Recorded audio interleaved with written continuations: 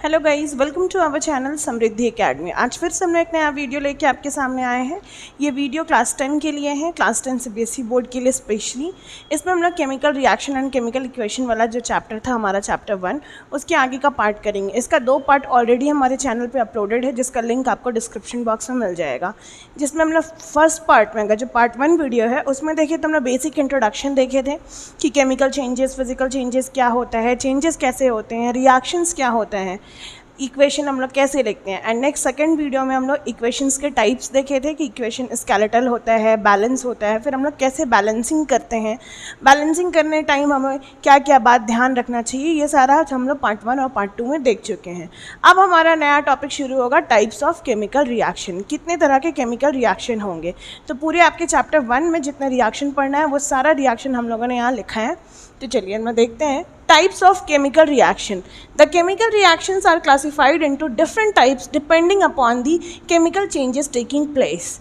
तो यहाँ पे केमिकल रिएक्शन को कुछ कैटेगरीज में बांटा गया है, जैसे उसमें केमिकल चेंजेस होता है उस हिसाब से हम लोग केमिकल रिएक्शंस को बांटे हैं। तो पहला है कॉम्बिनेशन रिएक्शन, दूसरा है डीकम्पोजिशन रिएक्शन, तीसरा है एक्सोथर्मिक रिएक्शन, फोर्थ है एंडोथर्मिक रिएक्शन, फिफ्थ है डिस्प्लेसमेंट रिएक्शन, सिक्स्थ है डबल डिस्प्लेसमेंट रिएक्शन, 7 है न्यूट्रलाइजेशन रिएक्शन, 8 है प्रेसिपिटेशन रिएक्शन, 9 है ऑक्सीडेशन रिएक्शन, 10 है रिडक्शन रिएक्शन एंड 11 है रिडॉक्स रिएक्शन। तो ये टोटल इतना 11 रिएक्शन है जो आपको चैप्टर 1 में पढ़ना है, और ये सारे रिएक्शन आपके बोर्ड एग्जाम के पर्पज़ से बहुत ही इंपॉर्टेंट है। तो एक एक करके हम लोग इसको डील करेंगे। Number 1, combination reaction. तो सबसे पहला हम लोग कॉम्बिनेशन रिएक्शन करेंगे। इसका पहले डेफिनेशन देख लेते हैं। Those reaction in which 2 or more elements or compounds combine together to form a single compound are called combination reaction। वैसा रिएक्शन जिसमें 2 या 2 से अधिक एलिमेंट्स या कंपाउंड आपस में जुड़ करके क्या बनाते हैं, एक सिंगल कंपाउंड बनाते हैं, वैसे हम लोग रिएक्शन को क्या बोलते हैं, कॉम्बिनेशन रिएक्शन।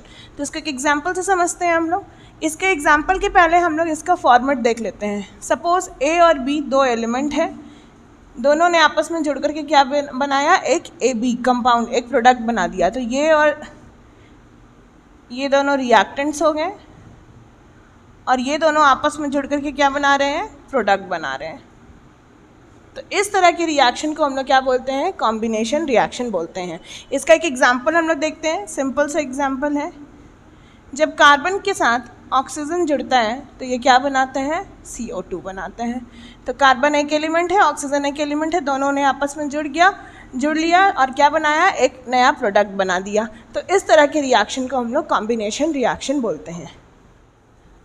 नेक्स्ट हम लोग देखेंगे कि कॉम्बिनेशन रिएक्शन 3 तरीके से पॉसिबल है। ठीक है, यहाँ देखते हैं कौन कौन सा। पहला, कॉम्बिनेशन बिटवीन 2 एलिमेंट्स। अगर 2 एलिमेंट्स के बीच में कॉम्बिनेशन हो रहा है, सिंपली अगर 2 एलिमेंट्स है, जैसे कि कार्बन और ऑक्सीजन के बीच में हुआ था, क्या बना था, CO2। तो इस तरह का रिएक्शन हुआ 2 एलिमेंट्स के बीच का कॉम्बिनेशन। अगर दूसरा बोल रहा है कॉम्बिनेशन बिटवीन 2 कंपाउंड्स, 2 कंपाउंड के बीच में अगर हो रहा है, जैसे अगर हम लोग बात करते हैं कैल्शियम ऑक्साइड और वाटर, ये दोनों क्या है, अलग अलग कंपाउंड है, और जब ये मिलता है तो क्या बनाता है, कैल्शियम हाइड्रो ऑक्साइड बनाता है। तो ये क्या हो गया, 2 कंपाउंड के बीच का रिएक्शन है, 2 कंपाउंड आपस में कंबाइन होकर एक नया प्रोडक्ट बना रहे हैं। तो इस तरह के रिएक्शन को हम लोग बोलेंगे कॉम्बिनेशन रिएक्शन बिटवीन 2 कंपाउंड्स। और कभी कभी क्या होता है, combination between an element and a compound, एक एलिमेंट होगा और एक कंपाउंड होगा। तो इस तरह का रिएक्शन को हम लोग क्या बोलेंगे, combination between an element and compound. इसका एग्जाम्पल हम लोग देख सकते हैं। अगर हम बात करें कार्बन मोनोऑक्साइड में, अगर ऑक्सीजन मॉलिक्यूल को जोड़ा जाए तो ये क्या बना देगा, CO2 बना देगा। ये बैलेंस नहीं है, इसको हम बैलेंस करेंगे। ये भी बेसिक हम लोग समझ रहे हैं। इन सारे एग्जाम्पल को हम लोग डिटेल में देखेंगे और बैलेंस भी करेंगे। तो आगे इन सबका हम लोग बारी बारी से कुछ एग्जाम्पल दिया हुआ है। कॉम्बिनेशन रिएक्शन बिटवीन 2 एलिमेंट्स, अगर 2 एलिमेंट्स के बीच में कॉम्बिनेशन हो रहा है तो उस तरह के रिएक्शन को हम लोग बोलते हैं कॉम्बिनेशन रिएक्शन बिटवीन 2 एलिमेंट्स। तो चलिए इसका एग्जाम्पल देखते हैं। पहला एग्जाम्पल है magnesium plus oxygen gives out magnesium oxide. इसका एग्जाम्पल बुक में भी दिया हुआ था। जब हम लोग मैग्नीशियम रिबन को ऑक्सीजन के प्रेजेंस में जलाते हैं तो वो एक पाउडर फॉर्म बनाता है जिसका नाम क्या होता है, मैग्नीशियम ऑक्साइड। तो यहाँ पे मैग्नीशियम एक एलिमेंट है, ऑक्सीजन भी एक एलिमेंट है, ये क्या बनाया, एक प्रोडक्ट बनाया। तो इस तरह का रिएक्शन क्या हुआ आपका, रिएक्शन बिटवीन 2 एलिमेंट्स। ये मैग्नीशियम है, ये ऑक्सीजन के साथ रिएक्ट किया और यहाँ बना रहा है magnesium oxide. Similarly next example, ये कार्बन है, कार्बन जब ऑक्सीजन के साथ रिएक्ट किया तो कार्बन डाइऑक्साइड बना रहा है, कार्बन डाइऑक्साइड। उसी तरीके से ये आयरन जब सल्फर के साथ रिएक्ट किया, आयरन भी एलिमेंट सल्फर भी एलिमेंट, तो ये क्या बना रहा है, आयरन सल्फाइड, एक नया प्रोडक्ट। हाइड्रोजन जब ऑक्सीजन के साथ रिएक्ट किया तो ये क्या बना रहा है, वाटर,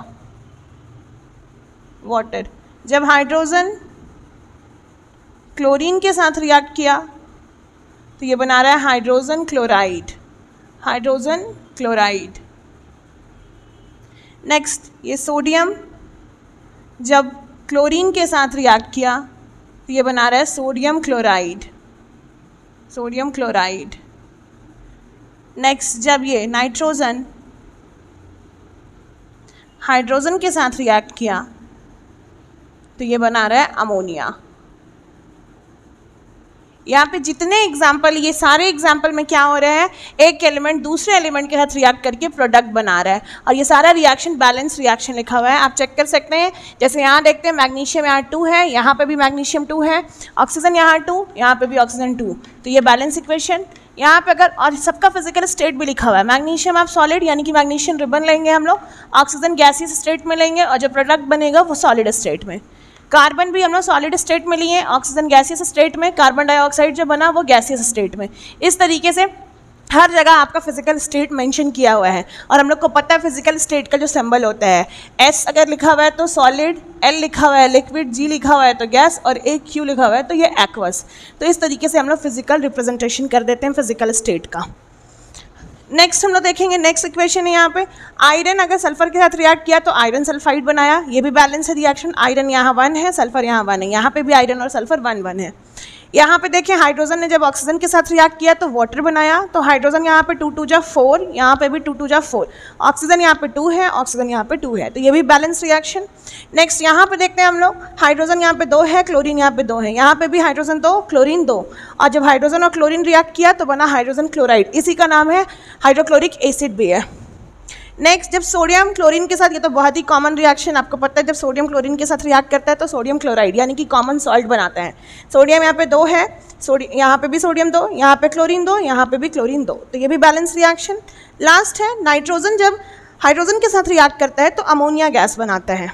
नाइट्रोजन यहाँ पे 2 है और यहाँ पे ओके ये बैलेंस नहीं है, इसको हम बैलेंस कर लेते हैं। नाइट्रोजन यहाँ पे 2 है तो हम लोग यहाँ पे भी 2 लगा देंगे 2, और हाइड्रोजन यहाँ 3 2 जा 6, तो यहाँ पे भी हाइड्रोजन 3 2 जा 6, तो यहाँ पे 2, तो इससे ये इक्वेशन बैलेंस हो गया। नेक्स्ट सेकेंड नंबर हम लोग पढ़ेंगे कॉम्बिनेशन रिएक्शन बिटवीन 2 कंपाउंड्स। पिछला वाला हम लोग देखे 2 एलिमेंट्स के बीच में, अब हम लोग देखेंगे 2 कंपाउंड्स के बीच में, ठीक है। तो इसका पहला एग्जांपल यहाँ दिया हुआ है कैल्शियम ऑक्साइड, जिसका कॉमन नेम होता है क्विकलाइम।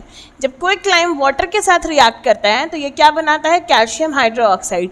यहाँ पे क्विकलाइम यानी कि कैल्शियम ऑक्साइड एंड वाटर दोनों ही अलग अलग क्या है, कंपाउंड है, और दोनों कंपाउंड के बीच में क्या हो रहा है, रिएक्शन हो रहा है, जिससे एक नया कंपाउंड यानी कि नया प्रोडक्ट बन रहा है। तो इस तरह का कॉम्बिनेशन रिएक्शन जहाँ पे 2 कंपाउंड आपस में जुड़ करके एक नया प्रोडक्ट बनाते हैं उसको बोलते हैं कॉम्बिनेशन रिएक्शन बिटवीन 2 कंपाउंड्स। तो इस एग्जाम्पल को थोड़ा देखते हैं। कैल्शियम ऑक्साइड, जब कैल्शियम ऑक्साइड में हम लोग पानी डालते हैं या पानी के साथ रिएक्ट कराते हैं तो क्या बनाता है, कैल्शियम हाइड्रोक्साइड। ये बहुत ही कॉमन एग्जांपल है, हम लोग अपने घर में भी देखें। अगर हम वाइट वॉश कराते हैं तो वाइट वॉश कराने के लिए हम लोग ये कैल्शियम ऑक्साइड क्विकलाइम जिसको बोलते हैं ये लाते हैं और इसमें पानी डाल देते हैं हम लोग। इसको हिंदी में बुझा हुआ चूना भी बोलते हैं। इसमें जब हम पानी डाल देते हैं तो क्या होता है, थोड़ी देर के बाद ये अपना सॉल्यूशन तैयार करता है जिसको हम लोग क्या बोलते हैं, कैल्शियम हाइड्रोक्साइड। यानी कि इसी का यूज़ हम लोग वाइट वॉश के लिए करते हैं।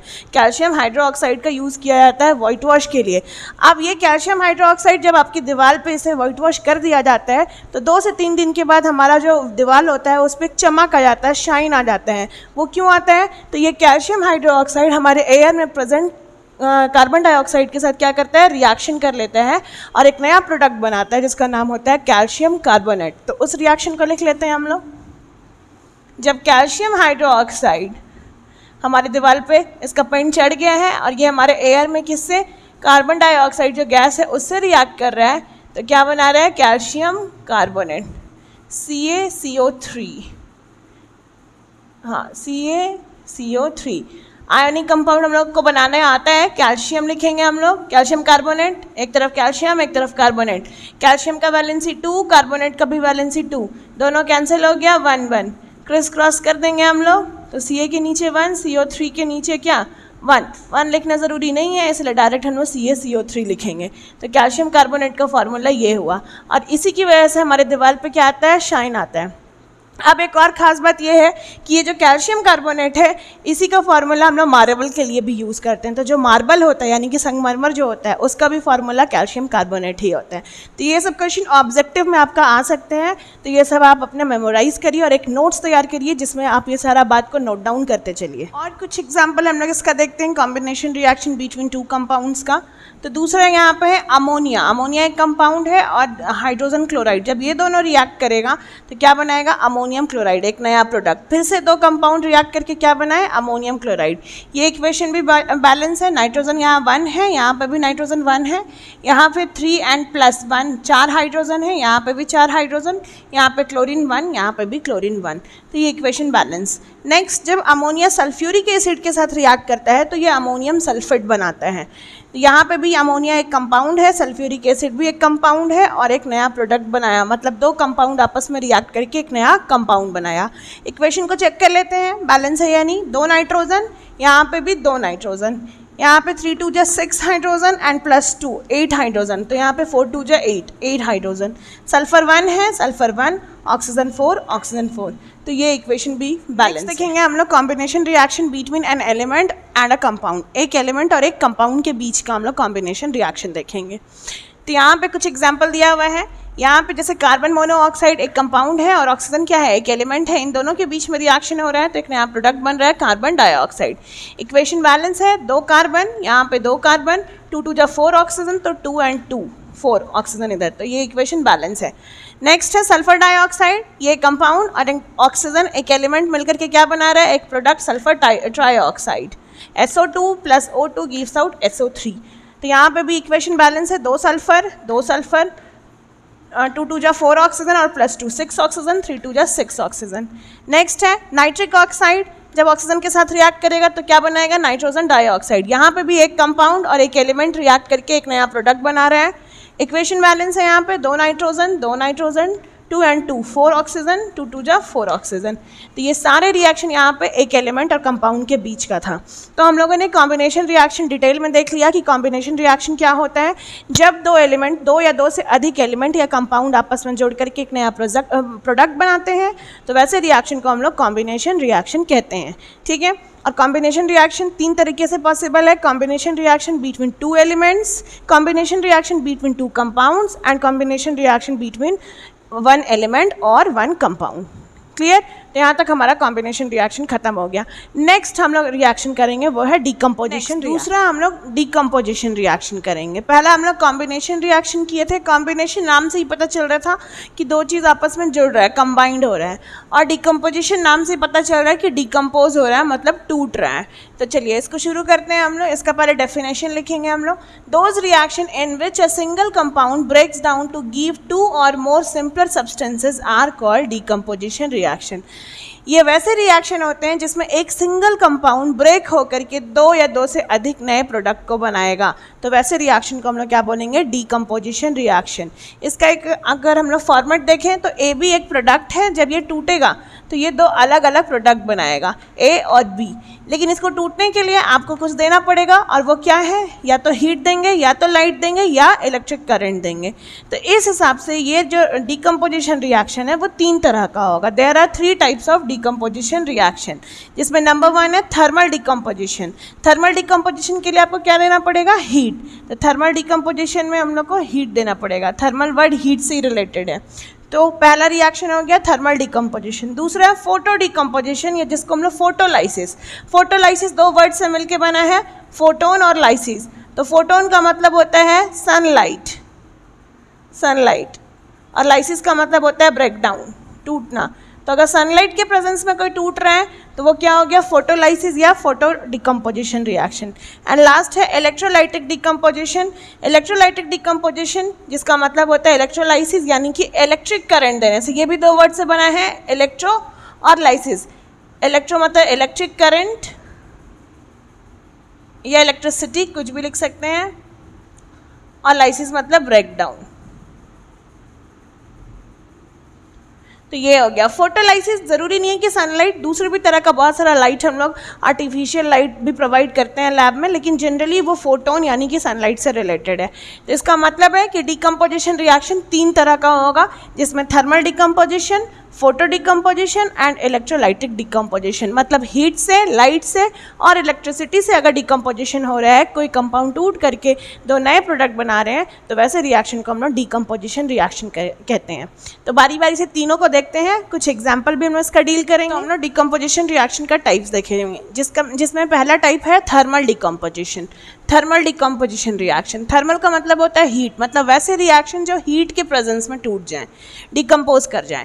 Those reaction which take place by absorption of heat, अगर हम लोग इसको हीट देंगे किसी भी कंपाउंड को, तो वो 2 अलग अलग प्रोडक्ट में अगर टूट गया या 2 से अधिक प्रोडक्ट में टूट गया, तो वैसे रिएक्शन को हम लोग क्या बोलते हैं, थर्मल डिकम्पोजिशन रिएक्शन बोलते हैं। फॉर एग्जाम्पल, अगर यहाँ पे फॉर्मेट लिखा हुआ है कि ए बी को अगर हीट को हम लोग ऐसे ट्रायंगुलर शेप जिसको डेल्टा बोलते हैं वैसे दिखाएंगे, तो ए बी को अगर हीट दिए तो ये ए और बी प्रोडक्ट में टूट गया। इसी का एक एग्जाम्पल देखते हैं। पहला, लेड नाइट्रेट PbNO3(2), ये सॉलिड स्टेट में जाता है। जब इसको हीट दिए हम लोग तो ये लेड ऑक्साइड, नाइट्रोजन डाइऑक्साइड और ऑक्सीजन गैस में टूट गया। तो यहाँ पे 2 या 2 से अधिक प्रोडक्ट बन गए हैं, और ये एक प्रोडक्ट को जब हीट दिया गया तो ये 2 या 2 से अधिक मतलब 3 अलग अलग प्रोडक्ट बनाया। तो ये कैसा रिएक्शन हुआ, थर्मल डिकम्पोजिशन रिएक्शन हुआ। सिमिलरली नेक्स्ट एग्जांपल है कैल्शियम कार्बोनेट। जब कैल्शियम कार्बोनेट को हीट दिया गया तो ये कैल्शियम ऑक्साइड और कार्बन डाइऑक्साइड गैस में टूट गया, मतलब कैल्शियम ऑक्साइड बन गया इधर और कार्बन डाइऑक्साइड रिलीज कर गया। नेक्स्ट है फेरस सल्फेट। जब फेरस सल्फेट को हम लोग हीट दिए तो ये फेरिक ऑक्साइड, सल्फर डाइऑक्साइड और सल्फर ट्राइऑक्साइड में डिकम्पोज कर गया। सिमिलरली जिंक कार्बोनेट को जब हीट दिया गया तो ये जिंक ऑक्साइड और कार्बन डाइऑक्साइड में डिकम्पोज कर गया। तो ये जितने भी रिएक्शन है ये सारे कैसे रिएक्शन है, थर्मल डिकम्पोजिशन के रिएक्शन है, सारे बैलेंस रिएक्शन है, सबका फिजिकल स्टेट उसके ब्रैकेट में मेंशन्ड है, एंड सबका कलर भी आपका मेंशन है कि ये स्टार्टिंग में कैसा कलर था इसका, और जब ये डिकम्पोज करेगा और न्यू प्रोडक्ट बनाएगा तो उसका कलर कैसा होगा। तो ये सब आपके थर्मल डिकम्पोजिशन के रिएक्शंस हैं, ये सब आप नोट डाउन कर लो या स्क्रीनशॉट इसका ले लो। हम लोग पढ़ेंगे इलेक्ट्रोलाइटिक डिकम्पोजिशन या इलेक्ट्रोलाइसिस, वैसा डिकम्पोजिशन जो इलेक्ट्रिसिटी के प्रेजेंस में होता है। नेक्स्ट, इसका अगर हम लोग पहले डेफिनेशन देख लेते हैं। Those reaction which take place when electric current is pass through the compound in the molten और एक्वस सॉल्यूशन, वैसा डिकम्पोजिशन या वैसा रिएक्शन जो कब हो रहा है, जब हम लोग किसी कंपाउंड को उसके एक्वस सॉल्यूशन में ले रहे हैं और उसमें से इलेक्ट्रिसिटी पास करा रहे हैं तो वो अलग अलग प्रोडक्ट में टूट जा रहा है। तो इस तरह का डिकम्पोजिशन को हम लोग बोलते हैं थर्मल डिकम्पोजिशन। इसका एग्जाम्पल सबसे अच्छा है वाटर। जब वाटर में हम लोग इलेक्ट्रिसिटी मतलब वाटर से जब इलेक्ट्रिसिटी पास कराएंगे तो ये हाइड्रोजन गैस और ऑक्सीजन गैस में डिकम्पोज कर जाएगा। तो इस तरह का रिएक्शन को क्या बोलेंगे हम लोग, इलेक्ट्रोलाइसिस या इलेक्ट्रोलाइटिक डिकम्पोजिशन। लेकिन इसके लिए हम लोग को इलेक्ट्रोलाइसिस पूरा प्रोसेस समझना होगा, जिसके लिए हम लोग ये सेटअप करेंगे इस तरीके का। तो ये क्या है, इलेक्ट्रोलाइसिस का सेटअप है, जिसके लिए हम लोग एक इलेक्ट्रोलाइटिक सेल लिए हैं। ये जो ग्रीन कलर से आपको दिख रहा है ये इलेक्ट्रोलाइटिक सेल है। इसका एक अनदर नेम और होता है वोल्टामीटर। तो इस तरीके का हम लोग सेटअप करेंगे, जिसमें हम लोगों ने ये दो ये जो ब्लू कलर का आपको रॉड दिख रहा है, ये 2 ब्लू कलर का रॉड, इसको हम लोग क्या बोलते हैं, इलेक्ट्रोड्स बोलते हैं। इलेक्ट्रोड्स रॉड्स होते हैं और ये 2 तरह के होते हैं, एक कैथोड होता है और एक एनोड होता है। तो जो कैथोड है उसके ऊपर निगेटिव चार्ज और जो एनोड है उसके ऊपर पॉजिटिव चार्ज। कैथोड को जो निगेटिव चार्ज वाले हैं उसको बैटरी के हम लोग निगेटिव टर्मिनल से जोड़ेंगे और एनोड जो पॉजिटिव चार्ज है उसको बैटरी के पॉजिटिव टर्मिनल से जोड़ेंगे। और यहाँ पे हम लोग 6 वोल्ट का एक बैटरी लिए हैं, तो बैटरी के नेगेटिव टर्मिनल से कैथोड को जोड़ा गया और पॉजिटिव टर्मिनल से एनोड को जोड़ा गया। इस तरीके से हम लोग एक सेटअप किए और इस सेल में हम लोगों ने क्या लिया, H2O यानी कि वाटर ले लिया। वाटर तो खुद लिक्विड में है, एक्वस सॉल्यूशन में है, तो हम लोग डायरेक्ट इसमें वाटर लेंगे। जब इस वाटर से इलेक्ट्रिसिटी पास होगा तो ये वाटर टूटना शुरू करेगा और इस तरीके से हाइड्रोजन और ऑक्सीजन। अब हम लोग को पता है कि जब भी पानी टूटेगा, डिकम्पोज करेगा तो हाइड्रोजन बनाएगा और ऑक्सीजन बनाएगा। तो हाइड्रोजन के ऊपर प्लस चार्ज और ऑक्सीजन के ऊपर माइनस चार्ज हम लोग को पता है। ये हम लोग को पता है जब हम लोग इलेक्ट्रॉनिक कन्फिग्रेशन किए थे कि हाइड्रोजन के ऊपर प्लस चार्ज आते हैं और ऑक्सीजन के ऊपर माइनस चार्ज आते हैं। तो हम लोग के यहाँ पे प्लस और माइनस का मतलब है, अब ये प्लस और माइनस, प्लस चार्ज को हम लोग बोलते हैं कटायन और निगेटिव चार्ज को हम लोग बोलते हैं अनायन। तो ये जो कटायन है मतलब जो प्लस चार्ज है वो अपोजिट रॉड की तरफ क्या करेगा, अट्रैक्ट होगा, अपोजिट चार्ज यानी कि निगेटिव की तरफ। और निगेटिव किसके ऊपर है, कैथोड के ऊपर। तो ये हाइड्रोजन कहाँ आएगा, कैथोड के ऊपर, और ऑक्सीजन गैस कहाँ आएगा, आपका एनोड के ऊपर, क्योंकि उसके ऊपर क्या है, निगेटिव। तो opposite charges attract each other. तो इस तरीके से दोनों अलग अलग गैस दोनों अलग अलग रॉड पे यानी कि इलेक्ट्रोड पे जाकर के इकट्ठा हो जाएगा। अब हम लोग को इसमें पता होना चाहिए कि दोनों में से कौन ज़्यादा इकट्ठा होगा, तो हाइड्रोजन ज़्यादा इकट्ठा होगा। ये हम लोग पढ़ेंगे जब हम लोग इलेक्ट्रोलाइसिस पूरा डिटेल में पढ़ेंगे, क्योंकि इसमें हम लोग आयंस का कंसंट्रेशन पर ये डिपेंड करते हैं। तो यहाँ पे हम लोग को पता है हाइड्रोजन गैस जो है वो ज़्यादा वॉल्यूम में, ज़्यादा अमाउंट में ऑक्सीजन के कंपैरिजन में वो ज़्यादा यहाँ इकट्ठा होने लगेगा कैथोड पे। हम लोग को सिंपली बस इतना जानना है कि जो प्लस चार्ज होगा, प्लस यानी कि कटायन, वो अपोजिट यानी कि निगेटिव रॉड पे जाएगा यानी कि कैथोड पे, और अनायन यानी कि निगेटिव चार्ज वो दूसरे रॉड यानी कि एनोड पे जाएगा, क्योंकि उसके ऊपर पॉजिटिव होता है। तो इसको याद करने का ट्रिक है C to C, मतलब cation move to cathode and A to A, anion move to anode. इस तरीके से हम लोग इसको लर्न कर सकते हैं। ये हम लोग एसिड बेसिस एंड सॉल्ट्स में भी पढ़ेंगे। अब हम लोग यहाँ पे देखते हैं, ये इसके ऊपर क्या आ गया, कैथोड के ऊपर हाइड्रोजन और इसके ऊपर ऑक्सीजन, और यहाँ से ये इस तरीके से ब्लैक कलर का जो दिख रहा है वो टेस्ट ट्यूब है, ताकि गैस यहाँ पे क्या करे, ऐसे इवॉल्व कर जाए, इसीलिए हम लोगों ने टेस्ट ट्यूब लगाए हैं। ठीक है, तो इस तरीके से हाइड्रोजन और ऑक्सीजन गैस अलग अलग हो जाएगा, डिकम्पोज कर जाएगा। किसकी मदद से हुआ, इलेक्ट्रिसिटी की मदद से हुआ, इसीलिए इस तरह का रिएक्शन को हम लोग बोलेंगे इलेक्ट्रोलाइटिक डिकम्पोजिशन। ठीक है, और इसका इक्वेशन यहाँ लिखा हुआ है, ये बैलेंस इक्वेशन है, 2 2 जा 4 हाइड्रोजन, यहाँ पे भी 2 2 जा 4 हाइड्रोजन, 2 ऑक्सीजन 2 ऑक्सीजन। वाटर हमने लिक्विड फॉर्म में लिया था, लेकिन इसने क्या बनाया, हाइड्रोजन और ऑक्सीजन गैस बनाया। ठीक है, अगर हमको इसका टेस्ट करना है कि कौन सा गैस यहाँ पे लिबरेट हुआ है, तो हाइड्रोजन का टेस्ट आपको पता है, जब इस बीकर के पास आप क्या ये माचिस जलाओगे इसके माउथ के पास, तो माचिस जब जलाओगे तो पॉप साउंड होगा। अगर पॉप साउंड प्रेजेंट होता है, यहाँ पे निकलता है पॉप साउंड, तो ये क्या है, यहाँ पे हाइड्रोजन गैस लिबरेट हो रहा है। और ऑक्सीजन क्या है, ऑक्सीजन एक सपोर्टर गैस है, बर्निंग का कंबशन का क्या है, सपोर्टर है। तो आप यहाँ पे कैंडल जलाओ, अगर ये कैंडल जल गया यहाँ पे, तो क्या होगा, यहाँ से ऑक्सीजन गैस निकल रहा है। अगर ऑक्सीजन नहीं होगा, उसके अलावा कोई और दूसरा गैस यहाँ पे होता, तो कैंडल कभी भी नहीं जलता, क्योंकि हम लोग को पता है कंबशन हमेशा ऑक्सीजन के प्रेजेंस में ही होता है। तो इस तरीके से आप टेस्ट भी कर सकते हैं। तो हम लोग को थर्मल डिकम्पोजिशन समझ में आ गया। यहाँ पर उसका बेस्ट एग्जांपल लिखा हुआ है। आप बुक में आपके बहुत सारे एग्जांपल दिए हुए हैं, अगर आपको और एग्जांपल जानना है तो आप कमेंट कर सकते हैं। ऐसे इसका ये सबसे बेस्ट एग्जांपल ये है, वाटर।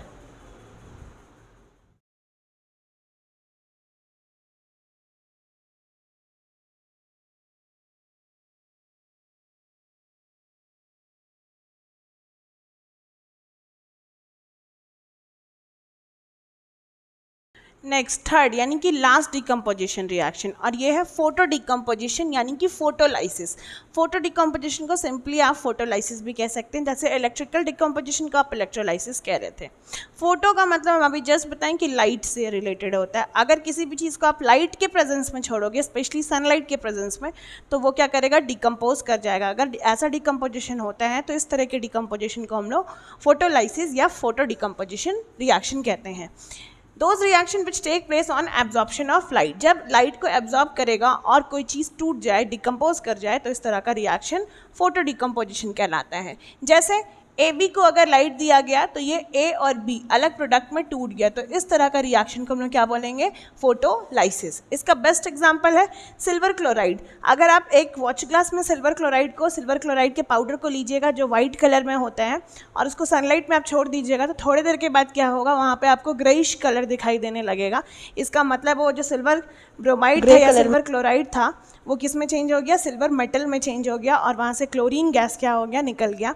तो इस तरह का रिएक्शन क्या हुआ, फोटोलाइसिस। इसका अगर एग्जांपल रिएक्शन के फॉर्म में देखें तो AgCl सिल्वर क्लोराइड का फॉर्मूला है। जब इसको सनलाइट के प्रेजेंस में छोड़े तो ये सिल्वर मेटल में चेंज हो गया और क्या बनाया, क्लोरीन गैस बनाया। उसी तरीके से यहाँ पे अगर सिल्वर ब्रोमाइड लेते हैं जो येलो कलर में था, अगर इसको आप सनलाइट के प्रेजेंस में छोड़िएगा तो यहाँ पे क्या होगा, ग्रे कलर में, मतलब ये मेटल यहाँ पे बनाएगा और क्लोरीन गैस, सॉरी यहाँ से ब्रोमीन गैस रिलीज होगा, ब्रोमीन गैस रिलीज होगा। यहाँ सिल्वर ब्रोमाइड था, तो उस तरीके से हम लोग को समझ में आ गया। अगर सिल्वर क्लोराइड जो कि वाइट कलर में होता है, अगर इसको सनलाइट के प्रेजेंस में हम लोग छोड़ेंगे तो ये आएगा, मतलब वहाँ पर सिल्वर मेटल को ये क्या करेगा, डिकम्पोज कर देगा एंड क्लोरीन गैस वहाँ से इवॉल्व होगा। नेक्स्ट अगर हम लोग सिल्वर ब्रोमाइड लेते हैं जो कि येलो कलर में है, अगर इसको हम लोग सनलाइट के प्रेजेंस में छोड़ेंगे तो ये भी वहाँ पर सिल्वर जाएगा, यानी कि वहाँ पर सिल्वर मेटल हो जाएगा डिकम्पोज एंड ब्रोमीन गैस वहाँ से रिलीज आउट हो जाएगा। तो इस तरह के रिएक्शन को हम लोग बोलते हैं फोटोलाइसिस, यानी कि photo decomposition reaction. Balance reaction, यहाँ पे 2 सिल्वर है, यहाँ पे भी 2 silver, 2 chlorine 2 chlorine, similarly 2 silver 2 silver 2 bromine 2 bromine. तो यहाँ पे हम लोगों ने डिकम्पोजिशन रिएक्शन सीख लिया। डिकम्पोजिशन रिएक्शन 3 तरह के होते हैं, thermal decomposition, electrolytic decomposition and photo decomposition. तो आई थिंक आपको डिकम्पोजिशन एंड कॉम्बिनेशन रिएक्शन में अब कोई प्रॉब्लम नहीं होगा। इसके अलावा जितने भी रिएक्शन बचे हैं हम लोग नेक्स्ट पार्ट में करेंगे। इस पार्ट में इतना ही हम लोग रहने देते हैं। अगर आपको यहाँ तक कोई भी प्रॉब्लम है तो आप हमें कमेंट करके पूछ सकते हैं, और इससे पहले अगर आपको कुछ भी समझ में नहीं आया है कि केमिकल चेंजेस, केमिकल रिएक्शन क्या होता है, उसको कैसे लिखा जाता है, बैलेंस किया जाता है, या फिजिकल स्टेट कैसे मेंशन करते हैं हम लोग, तो ये सारा चीज़ आपको पार्ट 1 और पार्ट 2 वीडियो में मिल जाएगा। अगर आपको आयनिक कंपाउंड बनाने नहीं आता है तो उसका भी वीडियो है, उसका भी लिंक आपको डिस्क्रिप्शन बॉक्स में मिल जाएगा। अगर आपको किसी और चैप्टर में कोई प्रॉब्लम है या किसी और कोई टॉपिक में प्रॉब्लम है तो आप हमें कमेंट करके बता सकते हैं, हम स्पेशली इस टॉपिक पे भी वीडियो आपके लिए बना सकते हैं। अगर आपको ये वीडियो पसंद आया हो और वीडियो आपके लिए इन्फॉर्मेटिव हो तो वीडियो को अपने दोस्तों के साथ जरूर शेयर करिएगा एंड वीडियो को लाइक भी करिएगा, और हमारे चैनल पे नए हैं तो आप चैनल को सब्सक्राइब भी जरूर करिए। Thank you.